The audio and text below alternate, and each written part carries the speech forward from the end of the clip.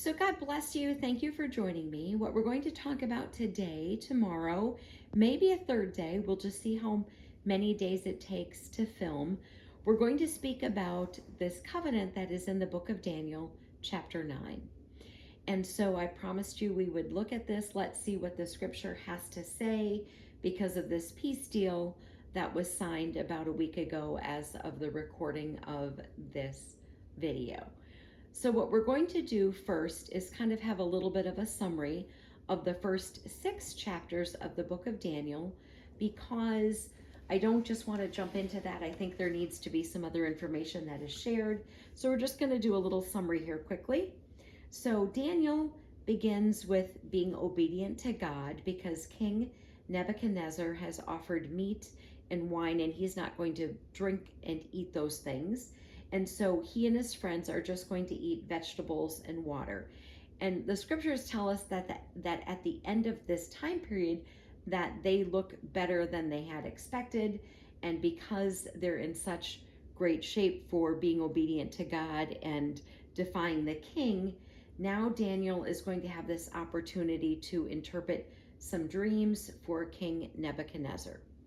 Then we see that whether you pronounce it Belshazzar or Belshazzar, Nebuchadnezzar's son is going to reign, but he will be killed.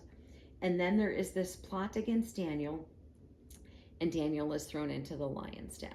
So that's kind of just a quick summary, because when we get to Daniel 7, I wanted to share the previous things because now there's a vision that gets interpreted, and I wanted you to know about him interpreting dreams in the original portion. So let's move on here to Daniel 7. Okay, so there is a vision of the 4 beasts, and it tells us that this occurred while Belshazzar, Nebuchadnezzar's son, was ruling. I want you to look up also Revelation 13. Revelation 13 has descriptions, and then if you put them together with what goes on in Daniel 7, you'll see the parallels here. Okay, so of these 4 beasts in Daniel 7, one is like a lion, and it says that man's heart is given to it. The other is like a bear, which will devour the flesh. The third is like a leopard with 4 heads, and dominion is given to it.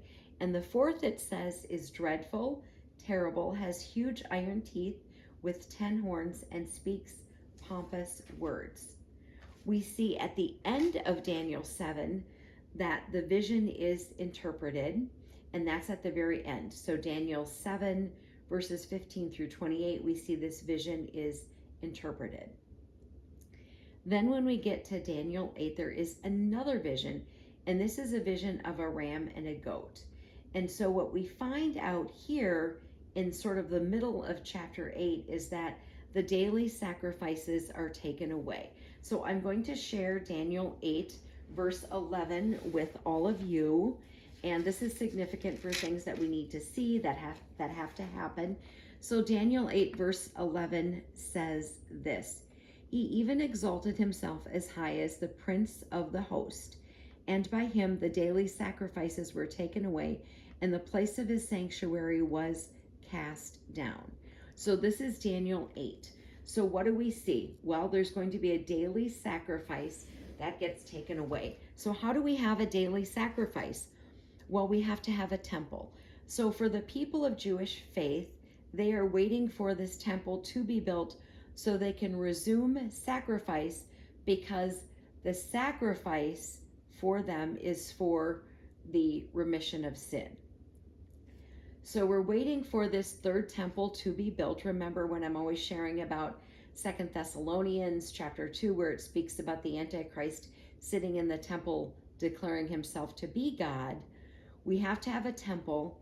The people of Jewish faith are waiting for this temple so that they can resume daily sacrifice. Okay, we are almost at 5 minutes.